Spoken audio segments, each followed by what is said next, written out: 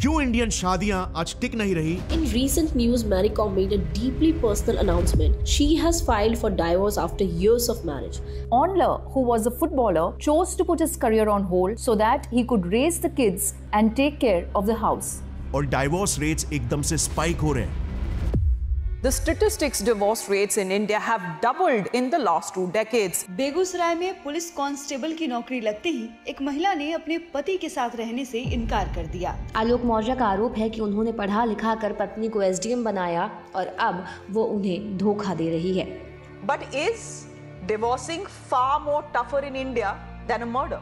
Harvard के 85 years तक चले रिसर्च ने भी यही बताया कि इंसान के रिलेशनशिप्स यानी कि रिश्ते ही उसकी लाइफ में नंबर 1 कंट्रीब्यूटर ऑफ हैप्पीनेस या डिप्रेशन होते हैं। आई रिपीट, 85 इयर्स की स्टडी और नंबर 1 हैप्पीनेस का प्रेडिक्टर आपके रिलेशनशिप्स है। Much more important than money या कुछ और। Good relationships keep us happier and healthier. Period. आपके जिंदगी के रिश्ते या तो आपकी जिंदगी की दवा बनते हैं या फिर जहर। और इसीलिए अब तो हमारी आंखें खुल जानी चाहिए कि एक हेल्दी रिलेशनशिप और सोशल सपोर्ट का कितना बड़ा रोल है एक इंसान की लाइफ में। इंडिया आज हैप्पीनेस इंडेक्स में one of the unhappiest Nations है। इसमें देश जैसे पाकिस्तान और नेपाल भी हमसे आगे है। आज मेट्रो सिटीज में डाइवोर्स और सेपरेशन के रेट्स ड्रास्टिकली बढ़ रहे हैं। जैसे एडजुवा लीगल के मार्च 2025 के रिपोर्ट के हिसाब से डाइवोर्स रेट्स मुंबई, दिल्ली और बैंगलोर में ट्रिपल हो गए हैं। 30% का रेट क्रॉस कर गए हैं, विच इज वेरी कंसर्निंग, क्योंकि शहरों में 37% इंडियन पॉपुलेशन बसती है और अब ये वेस्टर्न देशों को तक डाइवोर्सेस में हरा रहे हैं। और यही सिटीज भी तो पूरे देश के लिए एक रोल मॉडल सेट करते हैं ना। सो आखिर इंडियन मैरिजेस पहले की तरह वर्क क्यों नहीं कर रहे और क्यों सिटीज में अचानक से डाइवोर्स स्पाइक देखने को मिल रहा है? सो देखो, मेरे रिसर्च और डेटा एनालिसिस में जो मैंने पाया, सबसे बड़ा फैक्टर इन डाइवोर्सेस को एकदम से जो स्पाइक कर रहा है वो है लड़कियों का फाइनेंशियल इंडिपेंडेंस और हर एरिया में एम्पावरमेंट हासिल करना। नोट, मैंने कहा सिटीज में डाइवोर्स स्पाइक की वजह, ना कि डाइवोर्सेस की ही मेन वजह। मेन वजहों के बारे में हम कुछ ही देर में बात करेंगे। बट देखो, डेटा बताता है कि शहरों में 70% डाइवोर्सेस आज इंडियन फीमेल्स ही फाइल करती हैं। क्लोज टू 65% डोमेस्टिक वायलेंस के केसेस भी फीमेल्स डाइवोर्स के वक्त ही रिपोर्ट करती हैं। जबकि पूरे इंडिया का आप एवरेज देखोगे तो वो एट बेस्ट सिर्फ 35% है। इससे यह पता चलता है कि फीमेल एम्पावरमेंट का एक्चुअल में बहुत बड़ा कंट्रीब्यूशन रहा है डाइवोर्सेस के एकदम से स्पाइक करने के पीछे। बट यहां पर ऑफ कोर्स 2 तरह के केसेस हैं। एक जो कि जेन्युइन है, जिसमें एक लड़की एक गलत, एब्यूजिव और टॉक्सिक रिलेशन से आज वॉकआउट करने के काबिल हो रही है। बेसिकली जो लड़की खुद पैसे कमाती है वो फोकट में अपना सम्मान नहीं खोएगी। लड़कियां प्यार खोज रही है आज, 2 वक्त का खाना नहीं। और इसीलिए पुराने अरेंज्ड मैरिजेस की तरह वो झेल नहीं रही। My parents have asked 4 crores dowry from my parents. You okay with this? I'm not going to pay anyone to marry me. और दूसरे किस्म के केसेस भी है जिसमें इसी एम्पावरमेंट का खुलेआम मिसयूज हो रहा है। I mean, जैसे ये वाला केस देख लो, रिंकू बहेटी वर्सेस संदेश शारदा, जिसका रेजोल्यूशन हाल ही में दिसंबर 2024 में ही आया। इसमें रिंकू की शादी संदेश के साथ लिटरली सिर्फ 4 महीने चली और डाइवोर्स के वक्त उसने संदेश पर क्रूएल्टी, अननेचुरल ऑफेंसेस और कॉन्स्पिरेसी के केसेस लगा दिए। और आप बिलीव नहीं करोगे कितने का एलिमनी मांगा? 500 करोड़ का, सिर्फ 3 से 4 महीने की शादी के लिए। और क्यों? क्योंकि हस्बैंड एक रिच एंटरप्रेन्योर था और उसने अपनी पुरानी वाइफ को भी डाइवोर्स के वक्त 500 करोड़ दिए थे। अंत में सेटलमेंट हुआ 12 करोड़ में, लेकिन फिर भी हर कोई एग्री करेगा 4 महीने की शादी के लिए 12 करोड़ भी बहुत ही बड़ा अमाउंट है, स्पेशली तब जब बच्चे भी नहीं हुए हो। सुप्रीम कोर्ट का यह स्टेटमेंट था कि पिछले कुछ सालों में हम ऐसे केसेस को बढ़ते हुए देख रहे हैं जहां पर औरतें एक कॉकटेल ऑफ केसेस लगा देती है कंबाइंड पैकेज की तरह, ताकि इतने केसेस को देखकर ज्यादा से ज्यादा एलिमनी का अमाउंट क्लेम किया जा सके। ये केसेस डोमेस्टिक वायलेंस के हो सकते हैं, cruelty, rape, dowry harassment etcetera etcetera. तो उसका जो श्रीधन है वो दे दिया है। हाँ, जो उसके साथ में अत्याचार हुआ है उसका अभी आपने उसकी जिंदगी खराब कर दी है। आपने उसको यूज किया है 1 साल, जो भी 6 महीना जो भी यूज करके उसको उसके जिस्म को नष्ट किया है और उसको एक बच्चा पैदा करके उसकी लाइफ को बर्बाद किया। मेरी लाइफ नहीं बर्बाद हुई भाई, तुम दूसरी शादी कर लोगे। क्यों? तुम्हारी ब्रेक नहीं हुई है, तुमने एक बच्चा, आपने अपना पेट फाड़ के एक बच्चा नहीं पैदा किया है। मेरा मुंह I am a heart patient ma'am, ठीक है, आई हैव अ लोन, ठीक है, I have HOC. Loan is not the consideration, वो है जजमेंट सुप्रीम कोर्ट का।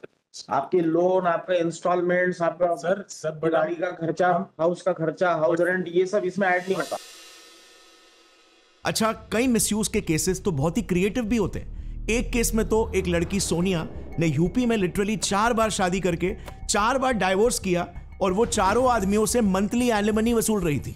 वो शादी के कुछ ही दिनों बाद अपने पतियों पर निगलेक्ट के चार्जेस लगाकर सीआरपीसी के सेक्शन 125 में मेंटेनेंस क्लेम कर लेती थी, जैसे कोई मस्त पैसिव इनकम का बिजनेस मॉडल हो। और फिर आगे जाकर उसके एक पति के प्राइवेट इन्वेस्टिगेशन से ये स्कैम सामने आया। एक ऐसा ही सिमिलर केस कर्नाटका में भी हुआ था। Woman in Karnataka married 7 husbands to get alimony from 6 husbands, और अभी कोर्ट केस चल रहा है to get the alimony from the 7th husband. वाह, क्या बिजनेस मॉडल है। I think she deserves the best startup idea of the year award. एक case में तो एक औरत बलजीत कौर ने अपने ही पति तरसेम सिंह, एक हरियाणा गवर्नमेंट एम्प्लॉय को मार दिया। फिर उसने अपने मरे पति के पेंशन से ही अपना केस लड़ा और गुनहगार साबित भी हुई। बट 2025 में हरियाणा हाई कोर्ट ने ऐसा स्टेटमेंट दिया जिसने सभी को हिलाकर रख दिया। Nobody butchers the hen giving golden eggs. The wife cannot be deprived of the family pension. ऐसे लिटरली हजारों केसेस है जिसमें फीमेल्स अपने ही डिफेंस के लिए मिले लॉज को हथियार की तरह यूज कर रही है। मैंने गौरव ठाकुर चैनल पर इसी टॉपिक पर एक पूरा पॉडकास्ट ही अपलोड किया है men's right activist Deepika Bhardwaj के साथ, जो ऐसे ही केसेस को एक्सपोज करके मर्दों के अधिकार के लिए लड़ती है। एक लड़की आपसे डेटिंग ऐप पे मिलेगी, हार्डली एनी कॉन्वर्सेशन हुई होगी, हाय हेलो ही हुई होगी, मैं ये करती हूँ, आप क्या करते हो, कहाँ रहते हो, अच्छा चलो शाम को मिलते हैं। ये वो लड़कियां हैं जिनमें से एक है गुड़गांव में, उन्होंने एक ही साल में 9 अलग अलग लड़कों के ऊपर 9 केसेस फाइल किए। 4-5 सालों में लगभग 6-7 लड़कों के खिलाफ झूठे केसेस फाइल किए। I feel that there are lot of innocent man who are gonna be sacrificed under this law.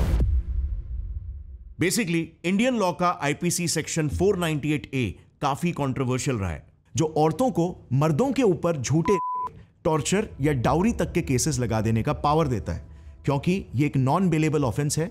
यानी कि अगर किसी लड़के पर यह केस लगा दिया जाए और एफआईआर हो गई तो पुलिस बिना कोई खास एविडेंस के भी हिरासत में ले सकती है और उसे बेल भी नहीं मिलेगी।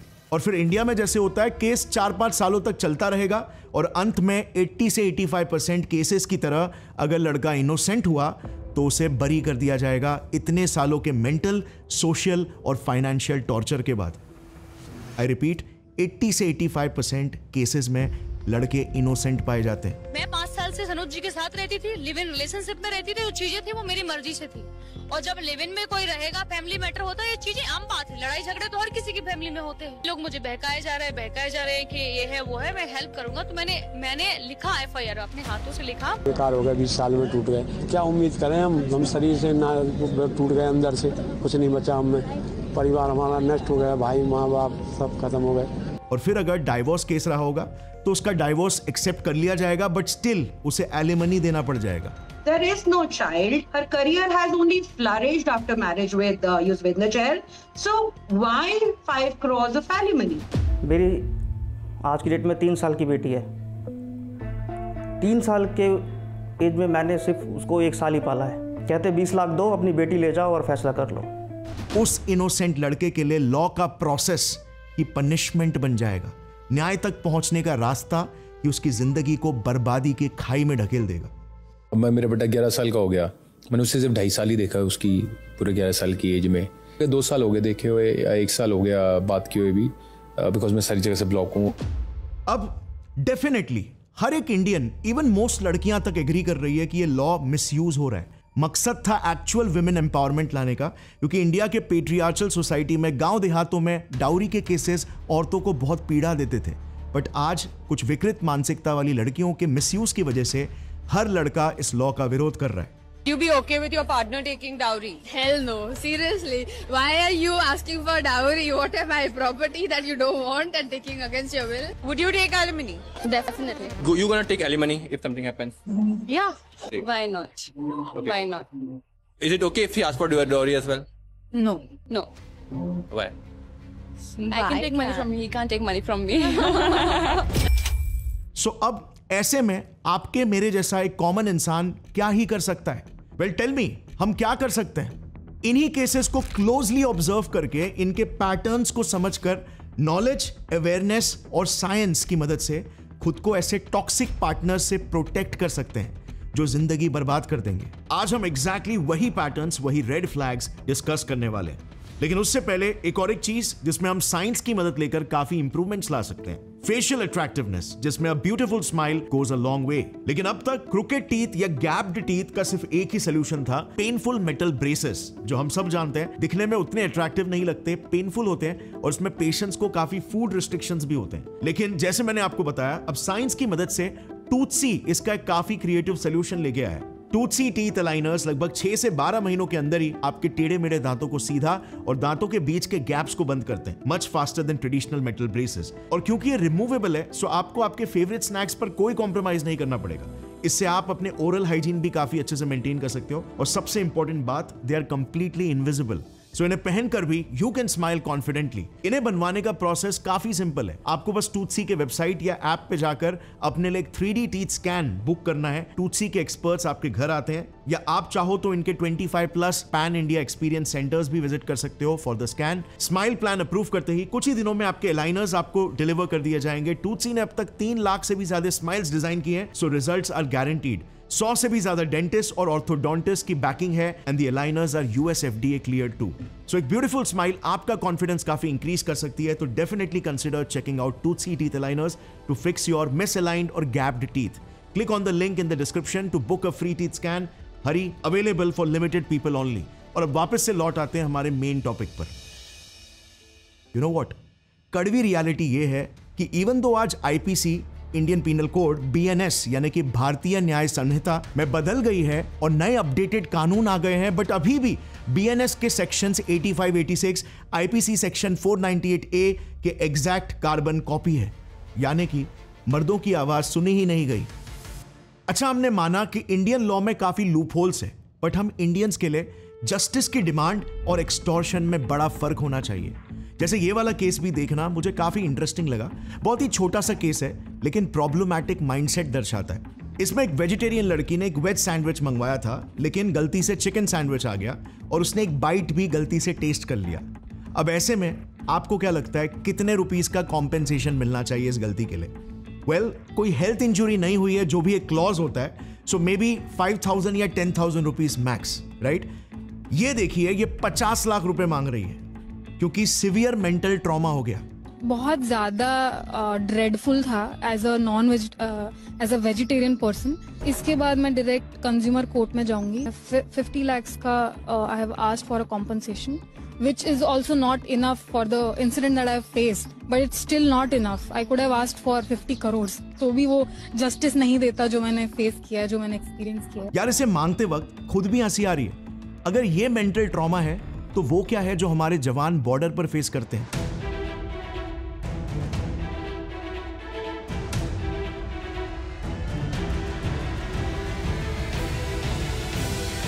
देखो, यहीं पर जस्टिस और एक्सटॉर्शन की लाइन ब्लर होने लगती है। सो विमेन एम्पावरमेंट का ये एक नेगेटिव साइड भी रहा है और लीगल लूप होल्स इसे बस एम्पलीफाई कर रहे हैं। आई स्ट्रांगली बिलीव एम्पावरमेंट और राइट्स के साथ सेंस ऑफ रिस्पॉन्सिबिलिटी भी डेवलप होनी चाहिए। अच्छा सिविक सेंस, जैसे मोरालिटी, एथिक्स और responsibility towards our society. India इन्हीं वैल्यूज में और इवन एजुकेशन में अभी भी लैक कर रहा है। अगर अमेरिका ने स्टैच्यू ऑफ लिबर्टी बनाया, तो आई फील इंडिया में एक स्टैच्यू ऑफ रिस्पॉन्सिबिलिटी बनना चाहिए, क्योंकि too much liberty without responsibility से ही मिसयूज चालू होता है। अच्छा, एक इंटरेस्टिंग चीज ये है कि डेटा बता रहा है एक ट्रूली एजुकेशन से एम्पावर्ड लड़की विथ एथिक्स ऑफ कोर्स ज्यादा कमिटेड रहती है सही पार्टनर को, कम वायलेंस फेस करती है और उनका डाइवोर्स रेट्स भी कम होता है अनएजुकेटेड लड़कियों के मुकाबले। सो मर्दों को फीमेल एम्पावरमेंट से घबराना नहीं है। ऐसा इसीलिए क्योंकि एजुकेशन की वजह से वो मैच्योर होकर सही पार्टनर चुनती है जिसे बाद में रिग्रेट ना करे, कैलकुलेटिव हो जाती है, इंपल्सिव नहीं। अच्छा, विमेन एम्पावरमेंट का इंडिया को भी डायरेक्ट पॉजिटिव बेनिफिट हुआ है। जैसे इंडियन फीमेल $650 से $700 बिलियन ऐड कर रही है इंडिया की जीडीपी में। इंडिया के ओवरऑल लिटरेसी रेट को बढ़ाकर इन्होंने 77.7% पर पहुंचा दिया। अब जरा इतिहास में ना झांक कर देखना, ऐसा आज से पहले इस स्केल पर कभी नहीं हुआ। फीमेल्स हिस्टोरिकली ही हंटर गैदरर्स के जमाने से ही मर्दों पर ही हमेशा डिपेंडेंट रही है, जो एक नेचुरल इंटरडिपेंडेंस का रिलेशन क्रिएट करता है। और अब अचानक से ऐसी स्थिति आ गई है कि टाइम्स ऑफ इंडिया की रिपोर्ट देखना, कुछ सेक्टर्स में तो जॉब के पहले 3 सालों में लड़कियां लड़कों से ज्यादा कमा लेती है। सो नो फाइनेंशियल डिपेंडेंस और इंक्रीजिंग फेमिनिज्म की वजह से डिक्रीजिंग इमोशनल डिपेंडेंस, और रिजल्ट एक बहुत ही इंडिविजुअलिस्टिक सेल्फ सेंटर्ड कल्चर जो आज इंडियन सिटीज में बहुत देखने को मिल रहा है। हमारा कलेक्टिविज्म का कल्चर एकदम तेजी से मैसिव शिफ्ट ले रहा है, जिससे ना हमारी सोसाइटी और ना ही लीगल सिस्टम कोप अप कर पा रहा है। बट एक चीज तो तय है कि female empowerment is here to stay, ये कहीं नहीं जाने वाली, और जेन्युइन वाला एम्पावरमेंट जाना भी नहीं चाहिए। लड़कों को ही इसे कंसिडर करके खुद को इवॉल्व करना पड़ेगा, जो प्रेशर आज लड़के फेस कर रहे हैं। और इसीलिए जस्ट वेट, मैं आपको एग्जैक्टली बताऊंगा हमारा माइंडसेट और एटीट्यूड इस दौर में साइंटिफिकली कैसा होना चाहिए। बट उससे पहले दूसरा बिगेस्ट रीजन डाइवोर्स स्पाइक का हमें अर्बन डाइवोर्सेस के एक 2018 के रिसर्च पेपर से पता चलता है, जो है मॉडर्न लाइफ के स्ट्रेसर्स जैसे communication gaps, mismatched expectations, work pressure और चीटिंग। और ये हमारे ब्रॉडर डेटा NFHS के रिसर्च टेबल को भी बैक करता है, क्योंकि देखो ये तीनों कैटेगरीज, अर्बनाइजेशन, बदलते ट्रेडिशंस और लाइफस्टाइल स्ट्रेसर्स, एक्चुअली में काफी रिलेटेड है एक कंबाइंड पैकेज की तरह। और इसीलिए इसी 2018 के रिसर्च पेपर ने इसे एक लीडिंग कॉज बताया। सो ये डाइवोर्स स्पाइक का कॉज टोटली कपल्स रिलेशनशिप को कैसे हैंडल करते हैं उन पर आ जाता है, उनके पार्टनरशिप के परफॉर्मेंस पर। ऐसा इसीलिए क्योंकि सिटीज में न्यूक्लियर फैमिलीज ज्यादा है लार्ज फैमिलीज की जगह पर। अब एक्सपेक्टेशंस का मिसमैच और कम्युनिकेशन गैप सारी प्रॉब्लम की जड़ है। देखो, गौतम बुद्ध ने एक बार कहा था कि expectations is the root cause of all disappointments. हम इमेजिनेशन में रियलिटी से ज्यादा सफर करते हैं, हम अनरियलिस्टिक एक्सपेक्टेशंस रखते हैं और फिर सफर करते हैं जब चीजें एक्सपेक्टेशंस को मैच नहीं करती। जैसे ये कुछ वीडियोस देखना। आपके फ्यूचर हस्बैंड की सैलरी मिनिमम कितना होना चाहिए per month? 10-15 crore, even 30 lakh is less, but इतना तो होना ही चाहिए। 10 करोड़, गाड़ी सब होना चाहिए उसके पास। गाड़ी कौन सा होना चाहिए? BMW, लंबा रहना चाहिए, गोरा रहना चाहिए, पैसे वाला रहना चाहिए। 50 लाख तो होना चाहिए। करोड़ का स्पेलिंग क्या है?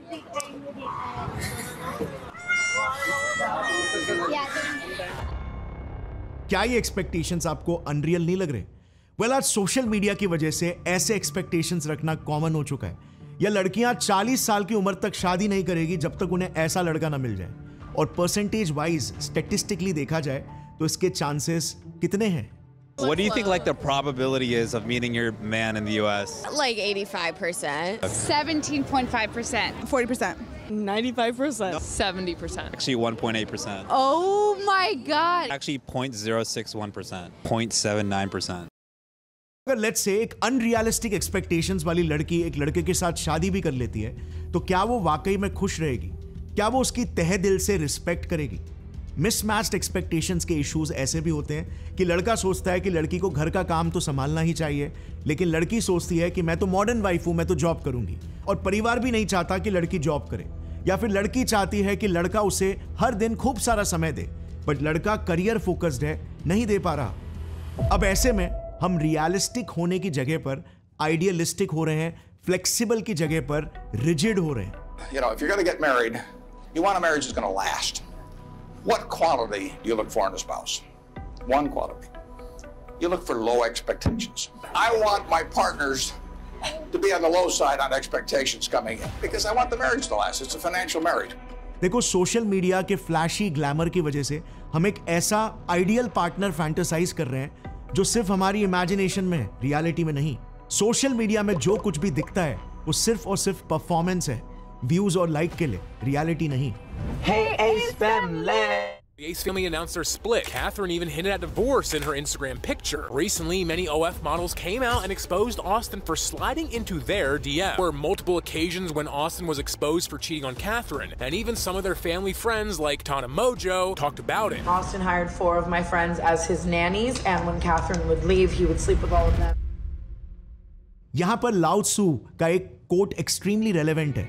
When you let go of what and how it should be, you find peace with what is. और फिर इस आग में घी डालने का काम करता है कम्युनिकेशन गैप्स।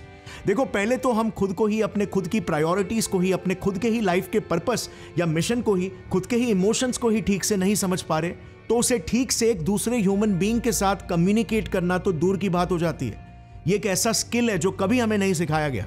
इससे हम गलत पार्टनर के साथ गलत एक्सपेक्टेशन सेट करके शादी तो कर लेते हैं, मगर एक्सपेक्टेशंस मीट नहीं होने की वजह से ट्रस्ट इश्यूज होने लग जाते हैं। एक रिलेशनशिप का कोर होता है ट्रस्ट, बट ये ट्रस्ट स्ट्रांगली लिंक्ड है इमोशनल वल्नरेबिलिटी के साथ। बट इंडियन कल्चर में तो इस 2005 के इंडियन जर्नल ऑफ साइकेट्री के रिपोर्ट के हिसाब से आज मर्दों को बचपन से ही एक्सप्रेसिव बनने नहीं दिया जा रहा है। उसे कमजोरी की निशानी समझी जाती है। लड़के नहीं रोते। Are you a girl? Boys don't cry. ए, लड़के रोते नहीं हैं। ओ देवदास, छोड़ना है यार, लड़के ऐसे नहीं रोते। और इसीलिए तो कितने मर्द अंदर ही अंदर से दर्द और गम में घुट घुट कर कुछ ऐसा कर जाते हैं जिसे आसानी से रोका जा सकता था। अब जरा रियलिटी को एक बार मेल्स के पर्सपेक्टिव से देखते हैं। मर्दों के ऊपर प्रेशर है, सबसे पहले तो करियर और जॉब का, क्योंकि करियर है तो इज्जत है, फिर परिवार और समाज के उम्मीदों के पहाड़ का, फिर फाइनेंसेस का बोझ, और अब तो विमेन एम्पावरमेंट की वजह से डेटिंग और शादी के लिए भी कंपटीशन का बार ही हाई हो गया। और फिर इन सब के ऊपर एक तरफे कानून जो आवाज दबा देंगे, दोषी बना देंगे, ये महसूस कराएंगे कि एक मर्द की तकलीफ की कोई कीमत ही नहीं है। वो सारे स्ट्रेसेस एक साथ कंबाइंड जो एक मर्द रोज फेस करता है, वो एक्सपेक्टेशंस जिस पर उसे रोज खरा उतरना पड़ता है, जिसके वजन के तले कई निर्दोष मर्द दब जा रहे हैं प्रेशर में। किसी भी हेल्दी इंसान पर अगर कई सालों तक सस्टेन्ड स्ट्रेस पड़ेगा तो उसका ब्रेन ही चेंज होने लगेगा। ये चीज आज हमें क्लियर करनी होगी कि डिप्रेशन वीकनेस की निशानी नहीं, बल्कि एक मेडिकल कंडीशन है, एक क्राई फॉर हेल्प है। हम इन विक्टिम्स का दर्द नहीं समझ पा रहे। हमारे लिए ये सिर्फ एक सोशल मीडिया के एंगेजमेंट पोस्ट है। एक डिप्रेस्ड ब्रेन एक नॉर्मल ब्रेन से स्ट्रक्चर में ही बदल जाता है। ब्रेन के लॉजिकली सोच पाने वाले रैशनल हिस्से जैसे प्रीफ्रंटल कॉर्टेक्स का साइज, ग्रे मैटर का वॉल्यूम और न्यूरॉन्स की कनेक्टिविटी लिटरली श्रिंक होने लगती है। इसी वजह से इंसान ठीक से नहीं सोच पाता और हमें लगता है कि वो वीक है, उसे बस अंधेरे सुरंग के पार कोई उजाला नहीं नजर आ रहा होता। अब एक तरफ रैशनल हिस्से ब्रेन के श्रिंक हो रहे होते हैं तो दूसरी तरफ इमोशनल हिस्से जैसे एमिगडाला हाइपर एक्टिव होने लगता है स्ट्रेस की वजह से। खतरा, एंजाइटी, नेगेटिव थॉट्स अब सब रियल और इंटेंस फील होने लगते हैं। 2010 की एक स्टडी ने बताया कि इमोशनल पेन का परसेप्शन एटलीस्ट डबल हो जाता है, जो एक्सट्रीम स्ट्रेस और ड्रेनिंग कॉज करता है।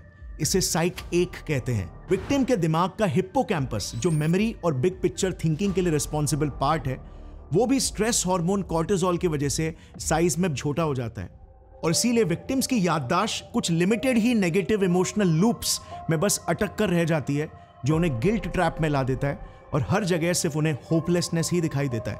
साथ ही दिमाग में हार्मोनल लेवल पर सेरोटोनिन जो कि हैप्पीनेस केमिकल है और डोपामिन दोनों ब्रेन के इंपॉर्टेंट हिस्सों में ठीक से काम नहीं करते और इसीलिए विक्टिम को कोई भी काम करने का मोटिवेशन ही खत्म होने लगता है। स्ट्रेस हार्मोन कॉर्टिसोल के लेवल्स 50 से 70% तक शूट हो जाते हैं। उसे जिंदगी टेस्टलेस और मीनिंगलेस लगने लगती है। 2020 की एक स्टडी ने देखा कि 94% एक्सट्रीमली डिप्रेस्ड लोगों ने होपलेसनेस के स्केल में बहुत ही हाई रेट किया। और फिर फाइनली जब शरीर ये सारे एबनॉर्मलिटीज दिखा रहा होता है, तब शरीर एक स्ट्रेस केमिकल IL-6 पंप करने लगता है, जो लिटरली ब्रेन के एरियाज में सूजन यानी इन्फ्लेमेशंस कॉज करता है। At this point biological psychiatry के एक मेटा एनालिसिस रिसर्च के हिसाब से शरीर में IL-6 की मात्रा 30 से 50% बढ़ जाती है। हम इमेजिन नहीं कर सकते the kind of mental pen he would be in. दिमाग ऑलमोस्ट एबनॉर्मल बन जाता है और ये उस विक्टिम की सोच नहीं, बल्कि दर्द ने उसे ऐसा बना दिया जिसे एस्केप करने का जब वो ठान लेता है, तब शायद यही डिसीजन लेने के बाद विक्टिम रिलीव्ड फील करता है। इन सभी केसेस में कोई काउंसलिंग की नहीं, बल्कि इमीडिएट मेडिकल हेल्प की जरूरत होती है। मगर ना तो फैमिली एंड फ्रेंड सीरियसली लेते हैं और ना ही विक्टिम्स इस कंडीशन को सही लोगों के सामने एक्सप्रेस करते हैं या फिर हेल्पलाइन यूज करते हैं। मे भी शायद विक्टिम का दिमाग ही उस वक्त उसे धोखा दे रहा होता है, मदद मांगने से रोक रहा होता है, क्योंकि उसके पर्सपेक्टिव से शायद लाइफ की वैल्यू ही नहीं होती। सो इस साइंटिफिक अंडरस्टैंडिंग से हमें डिप्रेशन की ग्रेविटी को समझना चाहिए और ऐसे सिचुएशन से खुद को प्रोटेक्ट करने का बेस्ट तरीका है अपने लाइफ के मेजर डिसीजंस को सही से लेना। फ्रेंडशिप्स, रिलेशनशिप्स और लाइफ का सबसे बड़ा डिसीजन, आई रिपीट, सबसे बड़ा डिसीजन, शादी। What's the most important decision you're going to make in your life? What do you think it is? Who you marry? The spouse. The most important decision you make in your entire life is the spouse. Because the wrong one is a disaster. The right one is fantastic. देखो, India में 2016 का data बताता है कि 93% marriages arranged होते हैं और इन शादियों में पेरेंट्स द्वारा बस 1 से 6 महीनों में क्विक डिसीजन ले लिया जाता है। इस दौरान कपल्स टिपिकली बस 1 से 3 बार मिलते हैं और कई सारे नॉर्थ की शादियों में तो आपको पता ही है, घूंघट खोलने पर ही लड़की की शक्ल मालूम पड़ती है।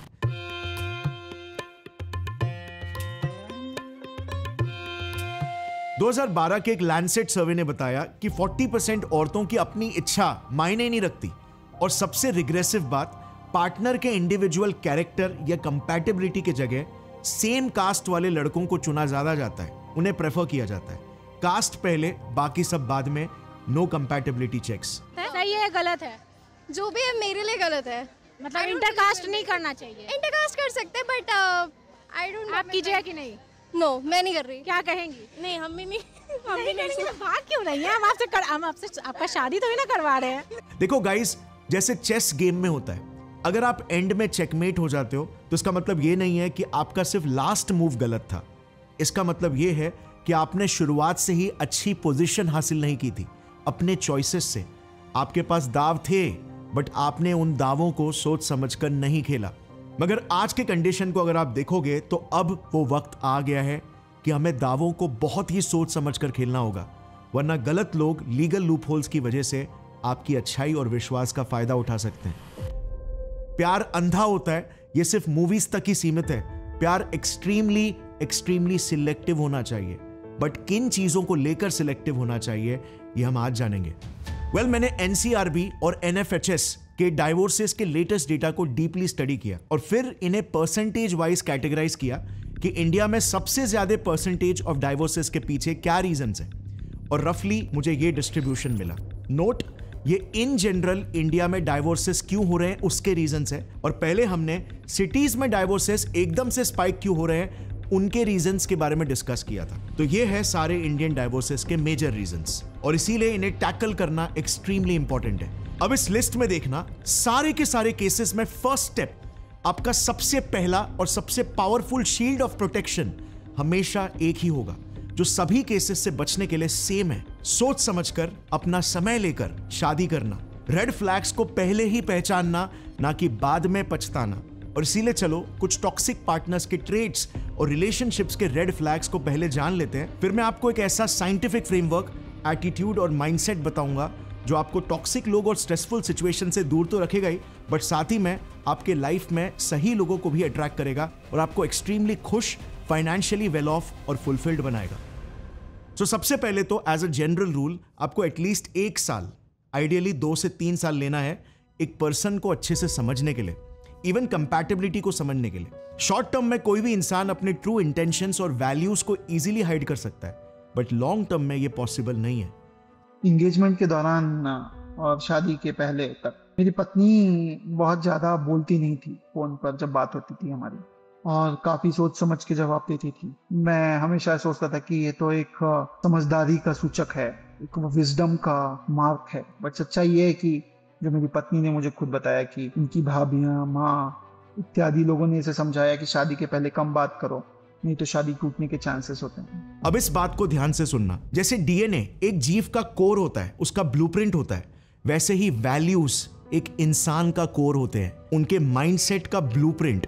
यही वैल्यूज मिलकर उस इंसान का कैरेक्टर बनाते हैं, और आपको हमेशा सारा क्लटर हटाकर, उनके नकाब मुखौटों के पार झांककर हमेशा उनके कोर वैल्यूज पर फोकस करना चाहिए। वहीं से ही सबसे स्ट्रॉन्ग कंपैटिबिलिटी आएगी।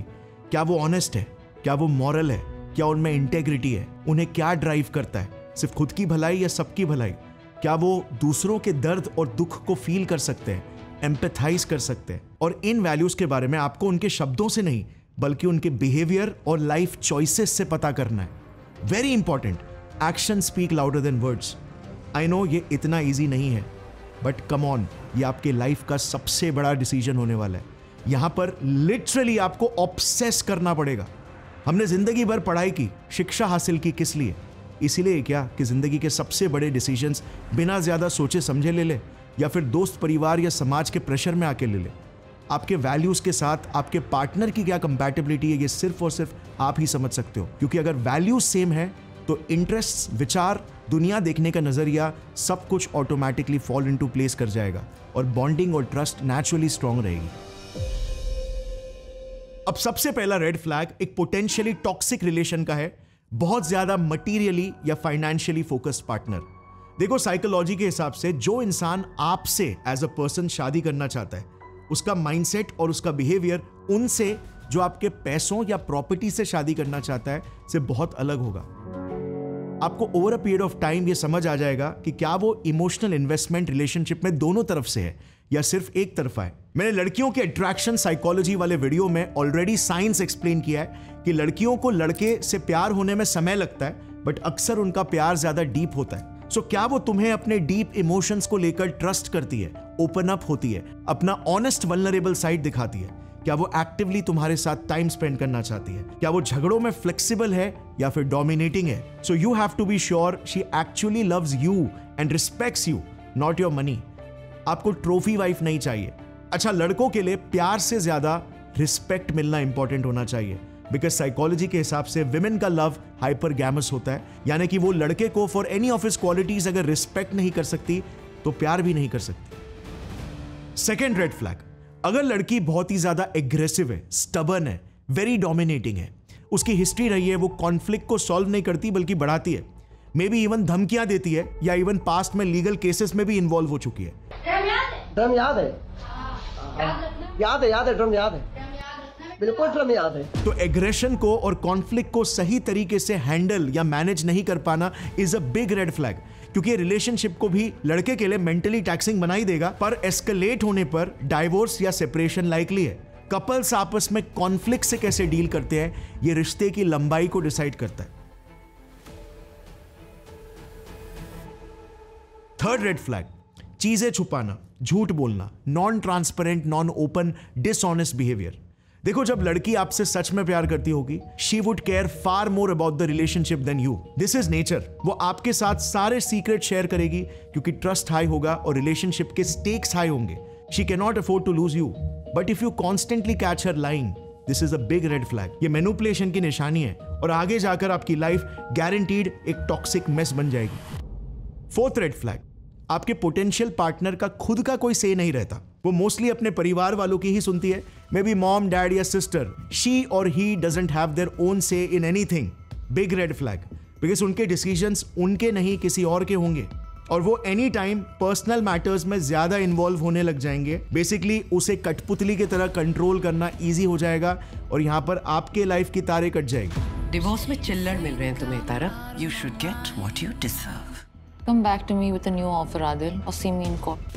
मेरा घर बर्बाद करने का कारण मेरी सास है, उसकी बेटी है। फिफ्थ रेड फ्लैग, लड़की या उसके फैमिली की हिस्ट्री सही नहीं है, उनका रेप्यूटेशन क्वेश्चनेबल और कॉन्ट्रोवर्शियल है, मे बी झगड़े या डिस्प्यूट से भरा हुआ या वर्स क्रिमिनल रिकॉर्ड। किसी की हिस्ट्री उनके फ्यूचर के बारे में बहुत कुछ बता सकती है और आपको हर हाल में इस पर ऑब्सेस करना ही है।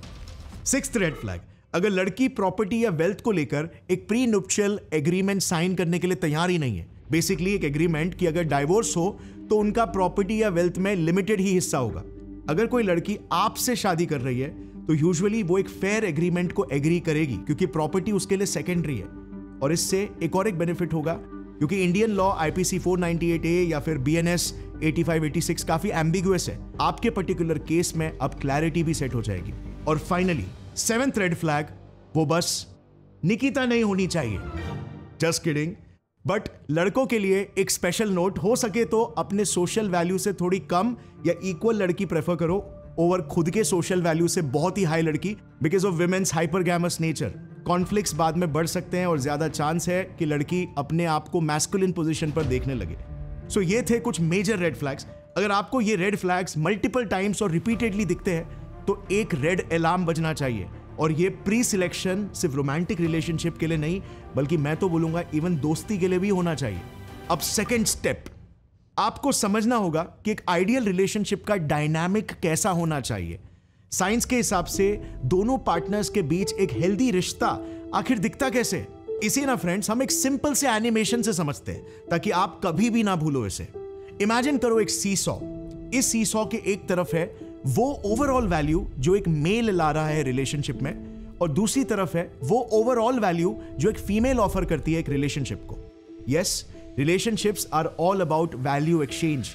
अनकंडीशनल लव नाम की कोई चीज नहीं होती, वो सिर्फ एक मां ही अपने बच्चे से कर सकती है। और इस सीसॉ के दो पिलर्स जिसके ऊपर लिटरली ये टिका हुआ है वो है ट्रस्ट और कम्युनिकेशन।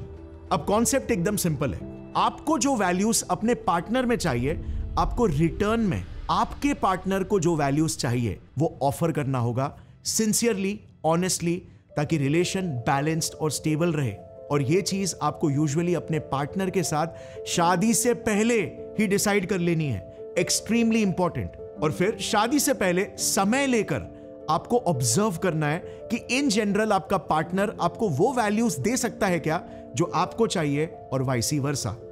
अब एवोल्यूशनरी साइकोलॉजी के हिसाब से सबसे फंडामेंटल और प्रिमिटिव लेवल पर एक लड़के को एक लड़की से उसकी फर्टिलिटी, केयर और लॉयल्टी चाहिए। यानी लड़की fit, healthy, if possible attractive हो, अंडरस्टैंडिंग और लॉयल हो। और दूसरी तरफ फीमेल्स को मेल से स्ट्रेंथ चाहिए फॉर सेफ्टी, सिक्योरिटी और रिसोर्सेस चाहिए। यानी कि लड़का लड़की को हमेशा इमोशनली, फिजिकली और फाइनेंशियली सेफ फील कराए और साथ में लॉयल भी रहे। देखो, फीमेल्स हमेशा से वीकर जेंडर रहे और इसीलिए सिक्योरिटी उनकी सबसे प्रिमिटिव साइकोलॉजिकल नीड है। इसके पीछे का पूरा साइंस और एवोल्यूशनरी साइकोलॉजी मैंने साइंस ऑफ अट्रैक्शन के वीडियो में डिटेल में एक्सप्लेन किया है, जिसे आप बाद में ऊपर आई बटन दबाकर देख सकते हो।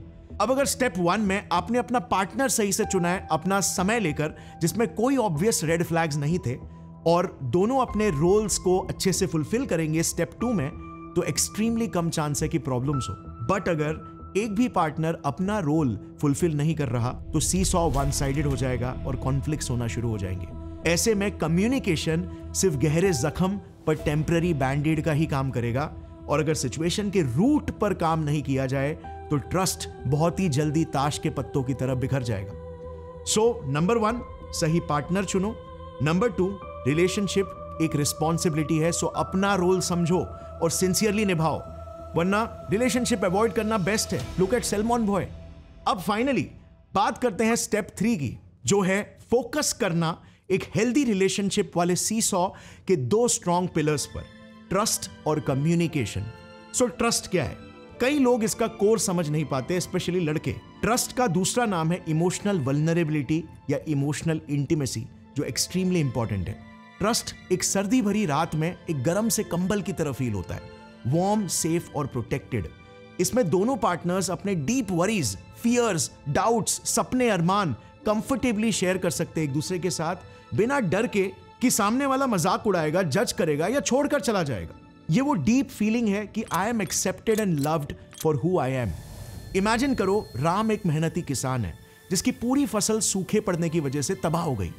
फाइनेंशियल स्ट्रेस, शर्म, एम्बेरसमेंट और दुख में राम अपने जज्बात अपनी वाइफ के साथ शेयर करता है, तो उसकी वाइफ मीरा उसके जज्बात समझकर उसे हौसला देती है, यकीन दिलाती है कि वो इस सब से लड़ लेगा और वो उसके साथ है। वो ना ताने मारती है, ना जजमेंटल होती है, ना स्ट्रेस बढ़ाती है, बल्कि सिर्फ एहसास दिलाती है, साफ साफ एहसास कि वो उसके साथ है। फिर वो दोनों डिसाइड करते हैं कि वो मीरा के भाई से उधार लेंगे और इस मुसीबत से बाहर निकलेंगे। ये है ट्रस्ट, जो एक लड़के में इतनी ताकत भर देगा कि वो फसल दोबारा क्या, दुनिया जीत लेगा। बट एक नोट ओवर हियर, लड़कों को सिर्फ इमोशनल होकर कमजोर और हेल्पलेस नहीं बन जाना है, बल्कि स्ट्रेंथ हासिल करके एक्शन लेना है। क्योंकि इमोशंस एक्सप्रेस करना कमजोरी नहीं, बट खुद को विक्टिम समझकर हार मान लेना कमजोरी है। और ऐसे में अगर कोई लड़की छोड़कर चली जाती है तो गलती लड़के की ही होगी। रिस्पॉन्सिबिलिटी, रिमेंबर, ऑफ कोर्स ये ट्रस्ट दोनों तरफ से होना चाहिए। जब मुंबई शहर में सोनिया को अपने पति राहुल पर शक होने लगता है कि उसे रोज ऑफिस से आने में देर क्यों हो रही है, और वो इनसिक्योर होने लगती है ये सोचकर कि कोई अफेयर तो नहीं चल रहा, तो राहुल उसकी इनसिक्योरिटी, एंग्शियसनेस और फियर्स को समझकर, एक्नॉलेज करके उसे पूरा एहसास दिलाता है कि ऐसा बिल्कुल नहीं है, वो सिर्फ हेक्टिक वर्क शेड्यूल्स में ऑक्यूपाइड था। फिर एफर्ट लेकर वो सोनिया को स्पेशल फील कराना भी नहीं भूलता है बाय थ्रोइंग हर सम सरप्राइज। ऐसी इमोशनल इंटीमेसी रिश्ते को स्ट्रॉन्ग बनाती है और ऑर्डिनरी इंडिविजुअल्स पावर कपल्स बन जाते हैं। अब बात करते हैं स्ट्रॉन्ग रिलेशनशिप डायनामिक के दूसरे पिलर, कम्युनिकेशन के बारे में। कम्युनिकेशन एक फोन कॉल की तरह होता है। दोनों पार्टनर्स बात करते हैं, दोनों सुनते हैं और कोई भी कॉल को हैंग अप नहीं करता। और कपल्स के बीच कॉन्फ्लिक्ट्स का सलूशन भी ऐसे ही निकलता है, बात करने से ही बात बनती है। दिल्ली में अर्जुन नेहा के साथ अपनी एनिवर्सरी भूल जाता है एक डेडलाइन के सिलसिले में। अब नेहा को ऑफ कोर्स बुरा लगता है, बट साइलेंट ट्रीटमेंट देने की जगह पर वो अर्जुन से ऑनेस्टली एक्सप्रेस करती है, I feel ignored. Arjun apologize करता है, अपना साइड बताता है, दोनों थोड़ा आर्ग्यू करते हैं, बट बात करने से बात बन जाती है और दोनों वीकेंड के लिए एक स्पेशल डेट अरेंज कर लेते हैं। कम्युनिकेशन कैंसर को बढ़ने से बहुत पहले ही रोक लेता है। बॉटल्ड अप इमोशंस हमेशा रिश्ते खा जाते हैं। सो अब एक बार सारे ऑफिशियल रिकॉर्ड्स को सामने रखते हैं। नंबर 1, सारे मेजर रीजंस ऑफ डाइवोर्सेस को। नंबर 2, सारे मेजर रीजंस सिटीज में डाइवोर्सेस क्यों शूट अप हो रहे हैं इस टेबल को। अब इनमें कॉमनैलिटीज निकालोगे ना तो यही समझ आएगा कि हमने जो 3 स्टेप प्रोसेस डेवलप किया उसे यूज करके आप बहुत ही स्ट्रांगली बैड मैरिजेस को प्रिवेंट कर सकते हो और टॉक्सिक पार्टनर से खुद को प्रोटेक्ट कर सकते हो। देखो, इंडियन लॉज बहुत ही वन साइडेड जरूर है, लेकिन ये कब चेंज होंगे ये हमारे हाथों में नहीं है। अपनी कमजोरी को समझकर उसे इंप्रूव करना हमारे हाथों में। मर्दों की कमजोरी साइकोलॉजिकली यही है कि हम ज्यादा विजुअल होते हैं और बाहरी लुक्स पर ज्यादा फोकस करते हैं, अंदरूनी कैरेक्टर जानने में कमी रह जाती है। बट अगर आप इन्हीं स्टेप्स को सही से फॉलो करोगे तो 80 से 85% चांस है कि आपकी शादी सक्सेसफुल और खुशहाल रहेगी और 40% डिप्रेशन के केसेस को आप हाथों हाथ अवॉइड कर सकते हो। So now what about total protection? बाकी के डिप्रेशन के केसेस को कैसे बीट करें और अपनी लाइफ में खुशी को भी कैसे मैक्सिमाइज करें? तो इसका ना एक सबसे सिंपल साइंटिफिक न्यूरोसाइकोलॉजिकल सॉल्यूशन है। देखो, साइंटिफिक रिसर्चर्स ने यह तो प्रूव कर लिया है कि ह्यूमन रिलेशंस हमारे हैप्पीनेस के नंबर 1 कंट्रीब्यूटर होते हैं। बट पता है अ वेरी क्लोज नंबर 2 क्या है? वेल, लाइफ में एक मीनिंगफुल पर्पस या मकसद होना। ना पैसा, ना शोहरत, ना कुछ और, मीनिंगफुल पर्पस। कभी सोचा है लोग जैसे इलॉन मस्क या अंबानी या कोई फेमस सेलिब्रिटी इतने पैसे और शोहरत कमाने के बाद भी क्यों काम करते हैं? क्योंकि वो उनके लाइफ को मीनिंगफुल बनाता है, उन्हें वो खुशी देता है जो पैसा और फेम भी खरीद नहीं सकते। इलॉन मस्क को इंसानों को मार्स तक पहुंचाने में मीनिंग दिखता है तो अंबानी को घर घर तक इंटरनेट पहुंचाने में। आई स्ट्रांगली फील अपने जिंदगी के वजूद की तलाश एक इंसान का सबसे पहला और सबसे इंपॉर्टेंट गोल होना चाहिए, क्योंकि अच्छे रिश्ते भी तभी बनेंगे जब आप खुद उनकी तलाश में नहीं भटक रहे। सिंपल भाषा में अगर बताऊं तो जब आप अपने आप पर फोकस करते हो तो सबसे पहले नंबर 1, शादी या रिलेशनशिप की आपको कोई जल्दी नहीं रहती, जिससे आप आराम से सोच समझकर सही इंसान से पूरी निश्चिंतता के साथ ही कदम उठाओगे। याद रहे, a man obsessed with his purpose is dangerous because nothing can move him except his own vision. Number 2, आप अपनी जिंदगी को भी इतने अबंडेंस से भर लोगे, डेट, सक्सेसेस, फाइनेंसेस, अपॉर्चुनिटीज, सब कुछ, कि आप ये सारे ऑप्शंस में से हमेशा सबसे बेस्ट को ही इजीली सिलेक्ट कर पाओगे फिल्ट्रेशन के स्टेप्स को फॉलो करके, reducing the chance of ending up with a bad partner. याद रहे, a man who masters himself actually needs no one but is desired by everyone. और थर्ड रीजन, आप in general खुश रहोगे, क्योंकि साइंस भी तो यही कहता है, this is the best thing you can do for your happiness. देखो गाइस, एक पार्टनर आपकी लाइफ को कॉम्प्लीमेंट करना चाहिए, कंप्लीट नहीं। आपकी लाइफ को कंप्लीट करता है आपका खुद का पर्पस, चाहे कितना भी बड़ा या कितना भी छोटा क्यों ना हो।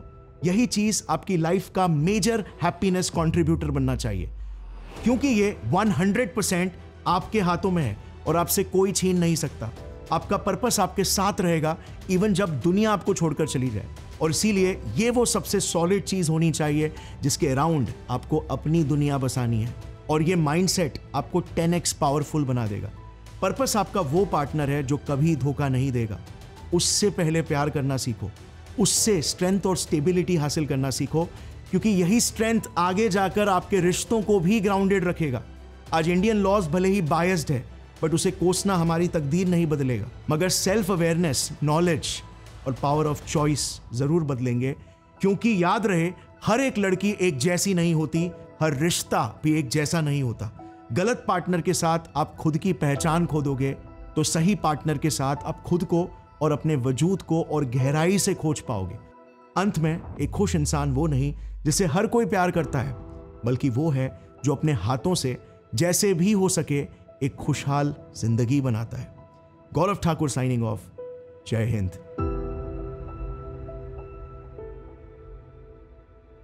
और हाँ फ्रेंड्स, जाने से पहले अगर आपको क्रुकेट टीथ या गैप्ड टीथ को फिक्स करना है तो टूथसी टीथ अलाइनर्स को चेकआउट करना मत भूलना। Click on the link in the description to book a free teeth scan. Hurry, available for limited people only.